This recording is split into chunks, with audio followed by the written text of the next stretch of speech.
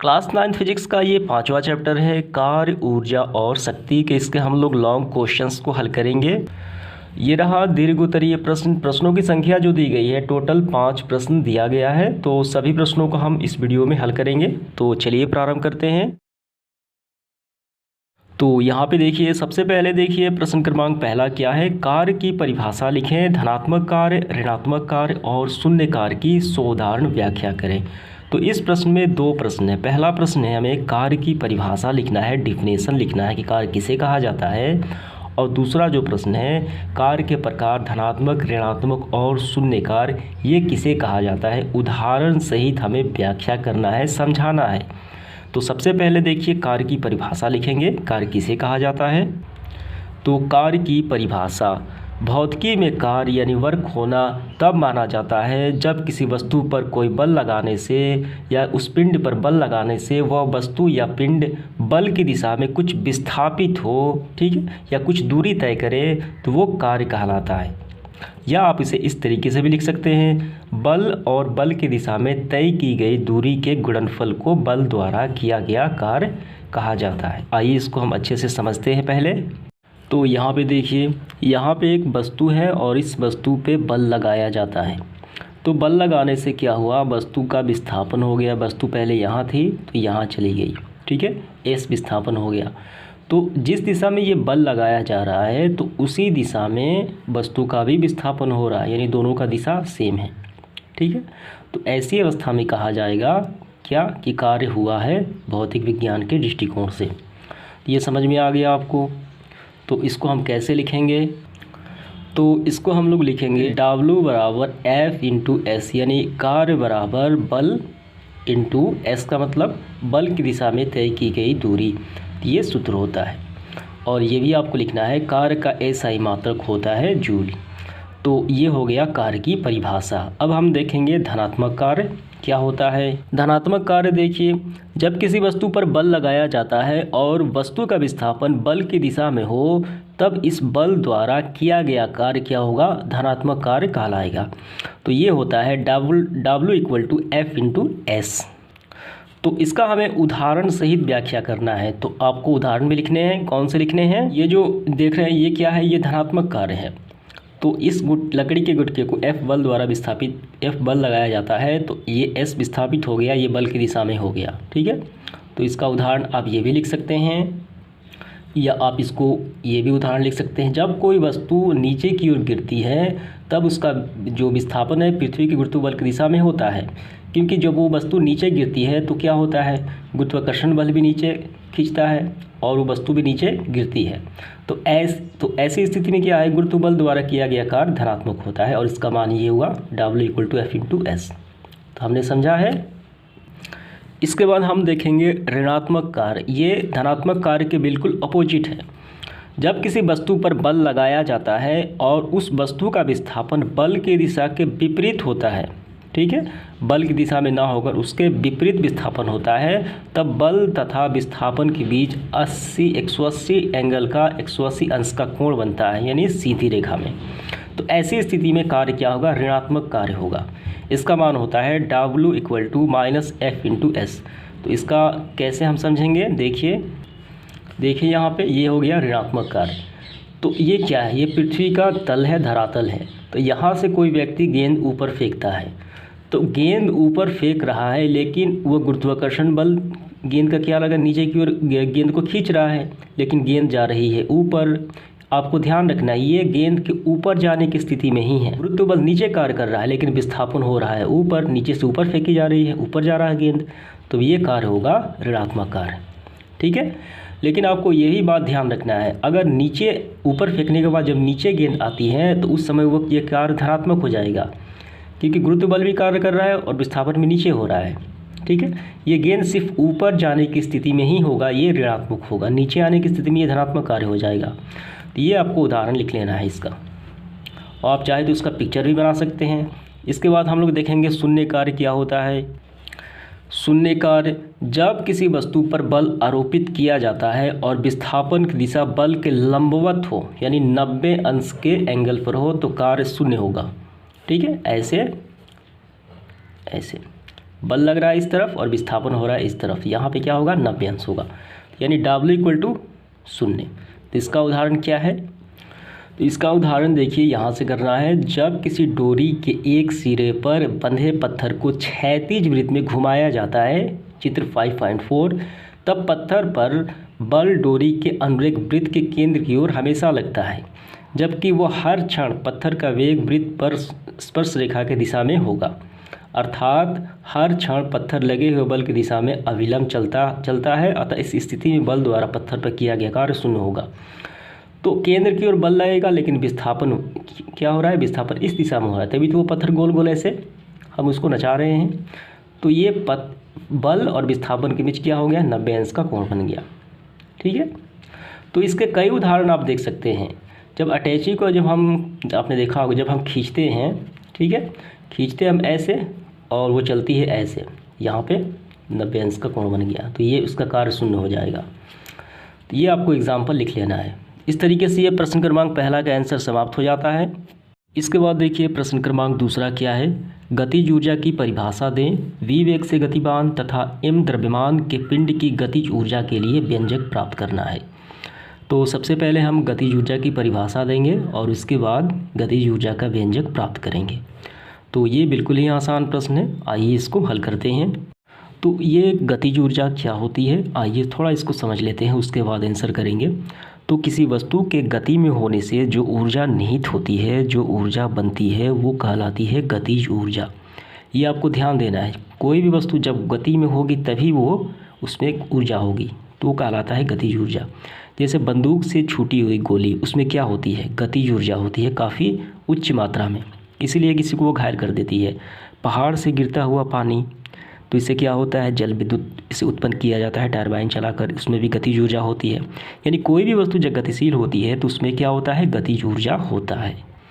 तो उस वस्तु के गतिशील होने से उसमें विशेष प्रकार की ऊर्जा होती है, यानी उसे गतिज ऊर्जा कहा जाता है। आपको समझ में आ गया? ठीक है।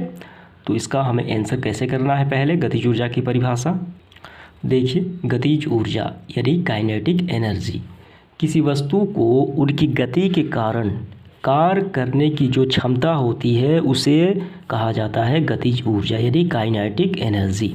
इसे देखिए, इसे कैपिटल E और ये स्मॉल के, ठीक है, इसे काइनेटिक एनर्जी का ये प्रतीक इसे द्वारा दर्शाया जाता है। तो ये तो हो गई गतिज ऊर्जा की परिभाषा। तो इसके बाद हम लोग गतिज ऊर्जा के लिए व्यंजक प्राप्त करेंगे। सबसे पहले देखिए, यहाँ से आपको प्रारंभ करना है। माना कोई वस्तु है जो प्रारंभिक वेग u से गतिमान है, ये रहा, ठीक है। तो प्रारंभ में उस वस्तु जो है वो विरामावस्था में है, अतः उसका वेग क्या होगा? विरामावस्था में है, तो u = 0 हो जाए। इसके बाद देखिए, t समय पश्चात, t समय के बाद वेग हो जाता है उसी वस्तु का v। तो इस तरीके से क्या होगा? इसमें विस्थापन तो हुआ, तो विस्थापन यहाँ पे s है और इससे उत्पन्न त्वरण भी क्या है? त्वरण a है। तो इसके बाद हम लोग देखेंगे गति के दूसरे नियम से। क्या होता है गति का दूसरा नियम? F = m × a। नियम संवेग परिवर्तन की दर उस पर लगाए गए बल के समानुपाती होता है, यानी F = ma। तो यहाँ पे जो वस्तु है उसका प्रारंभिक वेग क्या है? 0 है, और t समय पश्चात उसका वेग हो जाता है v। तो यहाँ वस्तु यहाँ है, तो वस्तु चली गई यहाँ पे, तो विस्थापन उत्पन्न हुआ और वेग में भी परिवर्तन हुआ, तो इससे त्वरण उत्पन्न होगा। इसलिए यहाँ पे प्रयोग हम लाएंगे F = m × a, ठीक है, गति का दूसरा नियम। अब इसके बाद देखिए, समझिए आगे। इसके बाद हम गति के तीसरे समीकरण का प्रयोग करेंगे, v² = u² + 2as। तो यहाँ पे हम मान रखेंगे v क्या है? ये दूसरा वेग है। u क्या होता है? ये प्रारंभिक वेग कहलाता है। तो v² हो जाएगा आपका v² = u का, यानी प्रारंभिक वेग कितना है? तो प्रारंभिक वेग है इसका 0 है, ठीक है, 0 है, 0² यहाँ पे हमने लिखा है। देखिए, प्रारंभिक वेग 0 और t समय बाद वेग हो जाता है v। तो 0² + 2as। तो a का मान हमें रखना है, तो यहाँ से हम a का मान निकाल लेते हैं। देखिए यहाँ पे a = ये क्या है? ये m गुणा में है तो इस तरफ भाग में आ जाएगा, तो ये हो जाएगा F/m। तो a का मान निकल के आ गया, यहाँ पर हम रखेंगे F/m, ठीक है। और एस को हम ज्यों के त्यों रहने देते हैं। इसके बाद देखिए वी स्क्वायर इक्वल टू, ये शून्य का स्क्वायर होगा तो इसका कोई मतलब नहीं, ये इतना ही होगा। तो हम यहाँ पे लिखेंगे 2f/m हो गया। ठीक है, इसके बाद इस m को हम उस तरफ भेज देते हैं, पक्षांतर कर देते हैं, ये भाग में है तो उस तरफ गुणा में हो जाएगा। तो mv² यहाँ पे 2fs। ठीक है, तो यहाँ पे समझिए ये जो 2 है ये गुणा में है, तो हम इस 2 को इस तरफ लाएंगे, तो गुणा वाली संख्या इस तरफ आई थी तो भाग में हो जाती है, mv²/2 और यहाँ पे बचा fs। अब इस 2 का हम इस तरीके से भी लिख सकते हैं, कैसे लिखेंगे, 1/2 mv² यहाँ पे fs। ठीक है, हम इसको आगे लिखेंगे और इसको थोड़ा सा व्यवस्थित करने पर, तो fs इक्वल टू 1/2 mv²। ठीक है, इतना समझ में आ गया आपको। तो इसके बाद देखिए ये क्या है, fs, ये एक बल है। ठीक है, बल का फार्मूला क्या होता है, W equal to F into S. तो हमें यहाँ पे कुछ बातें लिखनी है। तो यहाँ पे समझिए वस्तु का विस्थापन बल के अनुदिश है तब किया गया कार्य, देखिए W equal to F into S, और ये कार्य का फार्मूला भी होता है। ठीक है, धनात्मक कार्य का। तो fs का मान कितना आया, 1/2 हाफ mv²। तो इसके बदले हम ये मान लिखेंगे। ठीक है, इस प्रकार हम लिखेंगे W इक्वल टू fs के स्थान पे ये पूरा हो जाएगा 1/2 mv², यानी हाफ mv²। ठीक है, अब इसके बाद देखिए, तो इसके बाद आपको समझना है, यहाँ पे आया W इक्वल टू 1/2 mv²। तो ये जो कार्य है ये ऊर्जा के रूप में क्या है, संचित हो रही है। कौन सी ऊर्जा, गतिज ऊर्जा के कारण। ठीक है, किया गया कार्य गतिज ऊर्जा के रूप में संचित हो रही है, यानी गतिज ऊर्जा के फॉर्म में, यानी गतिज ऊर्जा के कारण ही ये कार्य हुआ है। ठीक है, तो वस्तु द्वारा किया गया कार्य गतिज ऊर्जा से संचित हो जाता है। तो मैंने परिभाषा में भी आपको बताया है गतिज ऊर्जा की परिभाषा, तो मैंने स्टार्टिंग में ही बताया है गतिज ऊर्जा की परिभाषा क्या होती है, यानी किसी वस्तु के गति के कारण जो ऊर्जा उत्पन्न होती है जिससे कार्य किया जाता है वो गतिज ऊर्जा कहलाता है। ठीक है, और ये जो कार्य है ये गतिज ऊर्जा के कारण ही हुई है। तो वस्तु द्वारा किया गया कार्य गतिज ऊर्जा में संचित हो जाता है, इसलिए W के स्थान पे हम लिखेंगे K इक्वल टू 1/, यानी हाफ mv²। तो ये प्रमाणित हो जाता है और यही हो गया गतिज ऊर्जा का व्यंजक। तो उम्मीद करता हूँ ये आपको समझ में आ गया होगा। तो चलिए देखते हैं इसका अगला प्रश्न। इसके बाद है हमारा प्रश्न क्रमांक 3, क्या है देखिए, स्थितिज ऊर्जा की परिभाषा दें। पृथ्वी तल से इंच ऊंचाई और m द्रव्यमान के किसी पिंड की स्थितिज ऊर्जा के लिए व्यंजक प्राप्त करें। तो सबसे पहले हम स्थितिज ऊर्जा क्या होती है इसकी परिभाषा करेंगे। तो ये रहा परिभाषा, स्थितिज ऊर्जा किसी वस्तु को उसकी स्थिति या आकृति में परिवर्तन के कारण जो कार्य करने की क्षमता होगी, ठीक है, होती है, उसे उस वस्तु का स्थितिज ऊर्जा कहते हैं। इसे कैपिटल E और स्मॉल p द्वारा दर्शाते हैं। तो इस पूरे का क्या आपको समझ में आया। यहाँ पे देखिए किसी वस्तु को उसकी स्थिति या आकृति, ठीक है, इसके परिवर्तन से जो कार्य करने की क्षमता होती है वो स्थितिज ऊर्जा कहलाती है। ये एक कांच है और उस पर हम एक छोटा सा ईंट का टुकड़ा हम यहाँ से गिराते हैं, छोटा सा, यह क्या फोड़ेगा, नहीं फोड़ेगा, क्योंकि इसकी आकृति काफ़ी, इसकी साइज काफ़ी छोटा है। और इसको हम यहाँ अब इसके बाद देखिए एक बड़ा सा पत्थर या बड़ा सा ईंट गिराते हैं, ये फोड़ देगा। क्यों, कि इसका जो आकृति है वो बदल गया, इसकी स्थितिज ऊर्जा काफ़ी ज़्यादा है इसकी अपेक्षा। अब इसकी स्थिति, ये तो आकृति हो गई, इसकी स्थिति, ये कम ऊंचाई पे स्थित, स्थिति का मतलब होता है किसी का स्थान, ठीक है, कहीं उसको रखना, वो स्थिति कहलाता है। तो इस छोटे को अगर हम काफ़ी ऊंचाई पर कर दें, स्थिति काफ़ी, तो इसका स्थितिज ऊर्जा अब इसके अपेक्षा ज़्यादा हो गया, ये इसका फोड़ सकता है, उस पिंड की कार्य करने की क्षमता इसकी बढ़ जाएगी। तो उसकी आकृति पर, उसकी स्थिति पर ये स्थितिज ऊर्जा बढ़ती है, ठीक है। अन्य भी बहुत सारे उदाहरण देखने को मिलेंगे। रबड़ की गेंद होती है, उसमें भी स्थितिज ऊर्जा होती है। रबड़ जो होता है हम खींच लेते हैं और खींचने के बाद जब छोड़ते हैं या उससे किसी को हम मारते हैं रबड़ से, ठीक है, खींचकर तो उसे ज़्यादा चोट लगती है, तो उसमें स्थितिज ऊर्जा होती है। धनुष बाण जो होता है, ठीक है, खींचते हैं धनुष बाण, तो इसमें क्या होती है, स्थितिज ऊर्जा होती है। ज़्यादा खींचेंगे तो ज़्यादा होगी। तो ये समझ में आ गया आपको, ये हो गई परिभाषा। अब इसके बाद हम इसका व्यंजक प्राप्त करेंगे। तो इसके बाद हम लोग स्थितिज ऊर्जा का व्यंजक प्राप्त करेंगे। तो यहाँ पे आपको पहले समझना है, ठीक है, ये क्या है, ये पृथ्वी है, यानी पृथ्वी का तल है, ज़मीन है, और यहाँ पे एक वस्तु है, एक वस्तु है, और इस वस्तु को हम बल लगाकर, ठीक है, थोड़े ऊंचाई पर उठा देते हैं। ठीक है, यहाँ से उठ के ये वस्तु चला गया यहाँ पर, यानी बीच में क्या हो गया, ऊंचाई हो गया, यानी विस्थापन हो गया, कुछ दूरी हो गया। तो हमने बल लगाकर उसे ऊपर उठाया, लेकिन आपको ध्यान देना है कि गुरुत्व बल भी लग रहा है। ऊपर तो हमने उठाया, तो इसके सापेक्ष, इसके विपरीत एक और बल लग रहा है, यानी नीचे की ओर गुरुत्वाकर्षण बल, यानी गुरुत्व बल। ठीक, तो इस वस्तु की हमें स्थितिज ऊर्जा निकालनी हो तो हमें सबसे पहले क्या करना होगा, हमें गुरुत्व बल के सापेक्ष जो कार्य किया गया, इसको उठाने में जो कार्य किया गया, इस गुरुत्व बल के सापेक्ष यानी विपरीत दिशा में, ठीक है, उससे पहले ज्ञात करना होगा। वो हम ज्ञात कर लेंगे तब आसानी से ये स्थितिज ऊर्जा हम निकाल लेंगे इसका। तो पहले क्या ज्ञात करना होगा, बल लगाकर जितना उठाने में कार्य किया गया उसे हम निकालेंगे। तो चलिए निकालते हैं।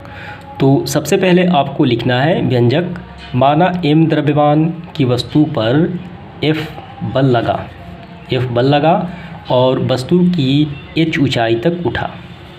F बल लगाने से क्या हुआ, इसका द्रव्यमान m हम मानते हैं, ठीक है, h ऊंचाई तक ये उठ गया।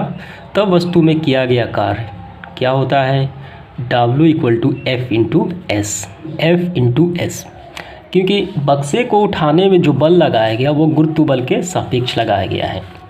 तो F का मान क्या होता है, ठीक है, बल का m × a होता है, लेकिन एक स्थान पे हम G लेंगे क्योंकि ये गुरुत्व बल के सापेक्ष लगाया गया है। तो यहाँ बल गुरुत्व बल के विपरीत लगाया गया है, इसलिए F का मान इतना हो जाएगा m × G। तो W = इस F के बदले हम लिखेंगे m × G, और S के बदले हम क्या लिखेंगे, h, क्योंकि विस्थापन के स्थान पे ये ऊंचाई है, ठीक है, क्योंकि बक्सा बल लगाने से इतनी ऊंचाई तक उठ गया है। तो ये हो गया। इसके बाद देखिए यहाँ पे जो गुरुत्व बल के विपरीत वस्तु को उठाने में जो किया गया कार्य है वो स्थितिज ऊर्जा में क्या होता है, संचित हो जाता है। ठीक है, तो ये बात आपको लिखनी है। तो इस तरीके से ये क्या हो जाएगा, ये कार्य जो होगा वो स्थितिज ऊर्जा में बदल जाएगा, क्योंकि ये गुरुत्व बल के सापेक्ष किया गया कार्य है। तो ये इसका व्यंजक प्राप्त हुआ। समझ में आ गया आपको। इसके बाद हम लोग देखेंगे प्रश्न क्रमांक 4, ऊर्जा संरक्षण का सिद्धांत लिखें और इसे गणितीय रूप से सत्यापित करें। और मैं बता दूं कि प्रश्न क्रमांक 4 और ये 5, ये सवाल जो है एकदम बिल्कुल ही सेम है, ठीक है, कोई अंतर नहीं है, इनके दोनों के सल्यूशन एक ही होंगे। तो पहले हम लोग प्रश्न क्रमांक 4 देख लेते हैं। ऊर्जा संरक्षण का सिद्धांत लिखना है और इसे गणितीय रूप से सत्यापित भी करना है। तो चलिए हल करते हैं। तो ये रहा ऊर्जा संरक्षण का सिद्धांत। ऊर्जा संरक्षण का सिद्धांत, ऊर्जा न तो उत्पन्न की जा सकती है और न ही इसे नष्ट की जा सकती है, परंतु एक रूप से दूसरे रूप में इसका रूपांतर हो सकता है। क्या समझ में आया, कोई भी ऊर्जा आप ले लीजिए, उसे सिर्फ हम एक से दूसरे रूप में रूपांतरित कर सकते, न उसे उत्पन्न कर सकते हैं न उसे नष्ट कर सकते हैं। ठीक है, जैसे यांत्रिकी ऊर्जा, यांत्रिकी ऊर्जा में क्या होता है, डायनेमो घूमता है तो वो विद्युत ऊर्जा देता है, विद्युत ऊर्जा से बल्ब जलता है तो ऊष्मा ऊर्जा हो गया। ठीक है, तो इसी तरीके से ऊर्जा का सिर्फ रूप चेंज हो सकता है, ऊर्जा उत्पन्न और नष्ट नहीं किया जा सकता। यही है ऊर्जा संरक्षण का सिद्धांत। तो आइए इसको सत्यापित करें कि कैसे ऊर्जा नष्ट नहीं होती गणितीय रूप में, ठीक है, यानी वो अपरिवर्तित रहती है। तो सत्यापन के लिए सबसे पहले आपको लिखना होगा कि अधीन मुक्त रूप से गिरती हुई वस्तु, यानी मुक्त पतन करती हुई वस्तु का हम लोग ऊर्जा संरक्षण का सिद्धांत देखेंगे। तो वही हो जाएगा आपका गणितीय रूप से इसका सत्यापन। ठीक है, ये गिरने से पहले और गिरने के बाद ऊर्जा में कोई परिवर्तन होता है कि नहीं होता है, ये हमें गणितीय रूप में प्रमाणित करना है। अगर वो बराबर आता है इसका मतलब ऊर्जा अपरिवर्तित रहती है, ऊर्जा का सिद्धांत उस पर लागू हो गया। ठीक है, वो सत्यापन हो जाएगा। तो सबसे पहले आपको ये बात लिखनी है और उसके बाद माना m द्रव्यमान का कोई वस्तु पृथ्वी तल से h ऊंचाई पर स्थित है। देखिए यहाँ पे ये क्या है, ये पृथ्वी तल है, और यहाँ से m द्रव्यमान का कोई वस्तु यहाँ से पृथ्वी तल के h ऊंचाई पर स्थित है। ठीक है, आपको प्रत्येक स्टेप को ध्यान से समझना है, अन्यथा आपको समझ में नहीं आएगा। h ऊंचाई पर ये स्थित है और ये कहाँ पे स्थित है, बिंदु A पर स्थित है, और इसकी कुल ऊर्जा E1 और इसका जो दूसरा वेग है V2 वो 0 हो गया पहुँचने के बाद। ठीक है, चूँकि वस्तु विराम में है तो ये वहाँ पे पहुँच गई तो क्या है, विराम में है, तो इसकी गतिज ऊर्जा क्या हो जाएगी, एनर्जी ऑफ काइनेटिक वो 0 हो जाएगी, क्योंकि वस्तु जो है वो विराम में है। तो वस्तु विराम में है इसका मतलब गति नहीं कर रही है, इसका मतलब काइनेटिक एनर्जी भी 0 हो गया इसका। ठीक है, लेकिन इसकी स्थितिज ऊर्जा TEP क्या हो जाएगी, mgh। ये फार्मूला होता है, हमने इसको प्रमाणित किया है स्थितिज ऊर्जा का। तो वस्तु यहाँ से पृथ्वी तल से h ऊंचाई पर है, तो ऊंचाई होने से क्या हो गई उसमें, इस वस्तु में स्थितिज ऊर्जा तो रहेगी, तो ये हो गया mgh होगी। तो इस पिंड के लिए E1 यानी कुल ऊर्जा, E1 क्या है, कुल ऊर्जा है, वस्तु पिंड A यानी वस्तु A वाले के लिए कुल ऊर्जा, इसके लिए कुल ऊर्जा क्या होगी, गतिज ऊर्जा प्लस में स्थितिज ऊर्जा, तो हम दोनों को जोड़ देंगे। तो कुल ऊर्जा को E1 से पहले गतिज ऊर्जा इसके बाद स्थितिज ऊर्जा, दोनों को जोड़ेंगे। गतिज ऊर्जा कितनी आई, 0 है, क्योंकि गति नहीं कर रही है और ऊंचाई पर है, इसकी स्थितिज ऊर्जा mgh है, तो दोनों को हम जोड़ दिए तो कितना आ गया, 0 में mgh जुटा तो mgh आ गया। वस्तु जब ऊंचाई पर स्थित है ए बिंदु पर, तब इसकी कुल ऊर्जा कितनी निकल के आई, आपको ध्यान देना है। ये पहली स्थिति हो गई mgh, कुल ऊर्जा निकल के आई mgh। अब गिरने के बाद क्या mgh आता है कि दूसरा आता है, अगर mgh आएगा मतलब ऊर्जा संरक्षण का सिद्धांत यहाँ पे सत्यापित हो चुका है। अब देखते हैं यहाँ पे, अब यही वस्तु या गिरते हुए गुरुत्व बल पे यहाँ पे आई, बिंदु B पर आई। इसके बाद वस्तु गुरुत्व बल के अधीन मुक्त रूप से नीचे गिरने दिया जाता है। जब वस्तु स्थिति A से S दूरी पर स्थित B पर जाती है, तब पृथ्वी तल से उसकी ऊंचाई कितनी हो जाएगी, h होगी। देखिए यहाँ से यहाँ तक ऊंचाई कितनी है, h है। ठीक है, यहाँ से यहाँ तक h है, लेकिन यहाँ से यहाँ तक कितना है, यहाँ से यहाँ तक s है। अगर हम यहाँ से यहाँ तक इसका निकालें तो ये इस पूरे में से इतना तो हमें माइनस करना होगा, तभी तो यहाँ से यहाँ तक इसका ऊंचाई निकलेगा, यहाँ से यहाँ तक, तो इसकी कुल ऊंचाई हो जाएगी h माइनस s, और ये बिंदु B पर है। ठीक है, तो ये हो गई ऊंचाई, इस पूरे में से हमने इतना घटा दिया। इसके बाद इसकी अब स्थितिज ऊर्जा निकालेंगे, तो ये पृथ्वी तल से कुछ ऊंचाई पर है, इसका मतलब इसका स्थितिज ऊर्जा तो है, तो इसका EP होगा mgh। h के स्थान पे हम लेंगे इसकी ऊंचाई ये वाला, इस पूरे में से हमने जो अभी घटाया है h माइनस s, तो इतना निकल के आ गया ये वाला पार्ट। ठीक है, तो ये हो गया mgh, तो इसका ये हो गया स्थितिज ऊर्जा, क्योंकि ये ऊंचाई पर है। अब इसका हम निकालेंगे क्या, गतिज ऊर्जा। चूँकि वस्तु प्रारंभिक वेग, ठीक है, तो जब वस्तु पहले वहाँ थी तो क्या था, उसका प्रारंभिक वेग 0 था, यहाँ पे आने पर उसका वेग तो होगा, दूसरा वेग तो होगा, तो प्रारंभिक वेग था 0, अतः B पर यहाँ इस पर आने पर उसका वेग गति के समीकरण से क्या होगा, v² = u² + 2as। अब इसका हम दूसरा वेग निकालेंगे, v² प्रारंभिक वेग है 0² + 2as, तो v² हो गया। A के स्थान पे ये त्वरण है, तो ये गुरुत्व बल के अधीन आ रही है, तो A के स्थान पे g लिया जाएगा। ठीक है, तो ये हो जाएगा, 0 का कोई मतलब नहीं, ख़त्म हो गया, 2gs। ठीक है, तो v² = 2gs, ये हो गया। इसके बाद देखिए, तो आपको ध्यान देना है, हमने बिंदु B पर स्थितिज ऊर्जा यहाँ निकाल ली है, हमें अब निकालना है गतिज ऊर्जा। तो v² का मान निकल के आ गया, तो बिंदु B पर स्थित गतिज ऊर्जा, अब इस पर हम गतिज ऊर्जा निकालेंगे तो क्या होगा, देखिए सूत्र होता है E = 1/2 हाफ mv²। ठीक है, तो ये गतिज ऊर्जा का फार्मूला होता है, तो हम बैठाएंगे मान 1/2 m जो कहते हैं, और v² का मान देखिए कितना आया, 2gs, ये हो गया 2gs। 2 से 2 कैंसिल आउट हो गए, तो कितना बचा, देखिए कितना बचा, mgs बचा, तो ये हो गया mgs। तो कुल ऊर्जा कितनी हो जाएगी, हमने पहले वाले पिंड को जैसे निकाला है उसका भी हम यहाँ पे निकालेंगे। इसका हमने पहले निकाला है, कुल ऊर्जा कितनी निकल के आई थी, देखिए यहाँ पे ये निकल के आई थी, दोनों को हमने जोड़ दिया था, गतिज ऊर्जा प्लस स्थितिज ऊर्जा। तो इसका वैसे ही हम लोग जोड़ेंगे। तो कुल ऊर्जा ये हो गई गतिज ऊर्जा प्लस में स्थितिज ऊर्जा। गतिज ऊर्जा की कितनी है mgs जो हमने अभी निकाला। स्थितिज ऊर्जा कितनी है, स्थितिज ऊर्जा की हमने निकाला है यहाँ पे, ये रहा mgh माइनस s। तो दोनों को यहाँ पे लिखेंगे, देखिए यहाँ पे, ठीक है।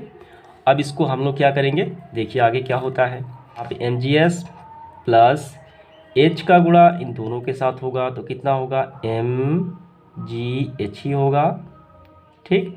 और माइनस का गुणा इन दोनों के साथ होगा तो ये माइनस में हो जाएगा, माइनस mgs, लेकिन माइनस में। तो अब इसके बाद देखिए यहाँ पे ये प्लस में है, ये क्या है, ये प्लस में है mgs और ये माइनस में है mgs, तो ये क्या हो गए, कैंसिल आउट हो गए।